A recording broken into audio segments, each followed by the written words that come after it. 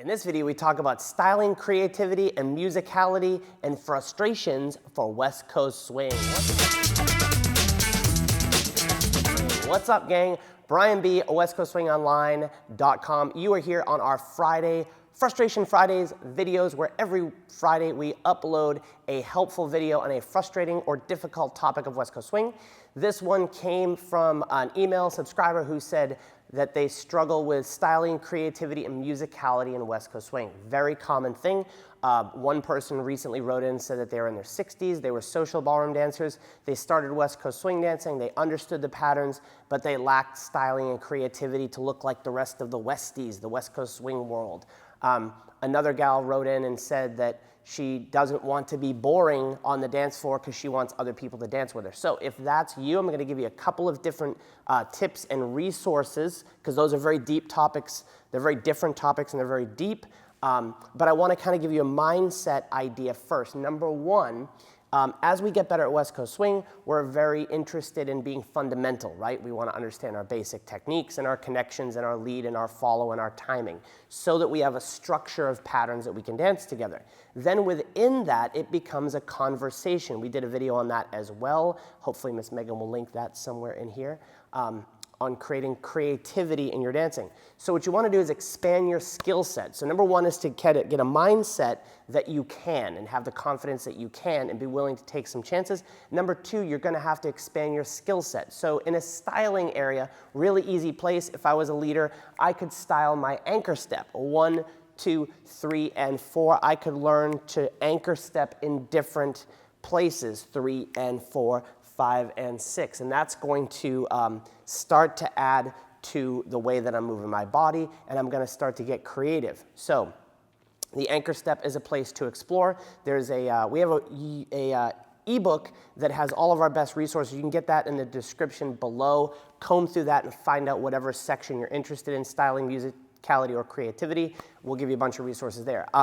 So anchor step is a great place to practice a little bit of styling. Cool, where your anchor step goes, so you can dance 1, 2, 3, and 4. I could anchor step underneath, very fundamental, but not very creative, not great styling. But I could anchor step and roll behind. I could anchor step and roll to the side. I could anchor step in front, both from the followers and leaders' perspective. If I was the follower, I could 2, 3, and 4. I could hook this foot behind. I could send it to the side. I could cross it in front, right? So there's a basic area that you can start to begin to understand a little styling, which makes you a little bit creative, right? Which goes back to the mindset of I have to start to be willing to take chances within the structure of the dance and maybe mess up a little bit, cool? So that will kind of cover your creativity. Now, a thing that the better West Coast swing dancers in my experience do is they take music seriously. Now, I did not have a musical background, so I had to understand it as a dancer. If you have the opportunity to take classes on musicality, that's fantastic. If you have a teacher that can work through it, but that's what we're here for. There are a bunch of different resources in the ebook that you can use to understand music. You want to understand the phrasing of music, so that you can start to predict the accents in the music. You need to master something called straight eights. So we'll cover that real brief here. Straight eights is this, and this is your musicality lesson. If I dance the sugar push as the leader, 1, 2, 3, and 4, 5, and 6, right? Then most of us would start counting the next pattern, 1, 2, 3, and 4, 5, and 6. But the music counts 1, 2, 3, 4, 5, 6, 7, 8, 1, 2, 3, 4, 5, 6, 7, 8. So on a higher level, we need to start to master what I call counting straight eights. So if I did a sugar push and a side pass, counting straight eights would look like this. 1, 2, 3, and 4, 5, and 6, 7, 8, 1, and 2, 3, and 4. So what that does is now you're counting the music, right? And you're staying in tune to the music, not just the pattern.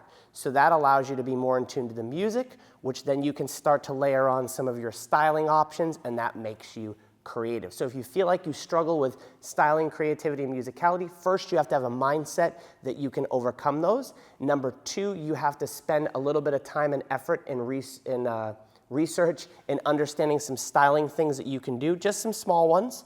and then understand a little bit of musicality, just a little bit, and that will start to make you creative and you'll find your own way. Cool? I know I'm plugging this ebook because I'm super proud of it. We took all of our best resources. We've got videos and all this stuff and blog posts.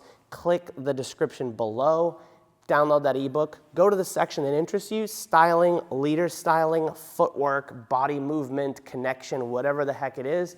And our best stuff is linked up there, so you can find it in this ecosphere. So grab that ebook and then smash the subscribe button. Smash, click, push, whatever you want to do. That's the red button down there. And we'll see you guys next week for Frustration Fridays here on westcoastswingonline.com.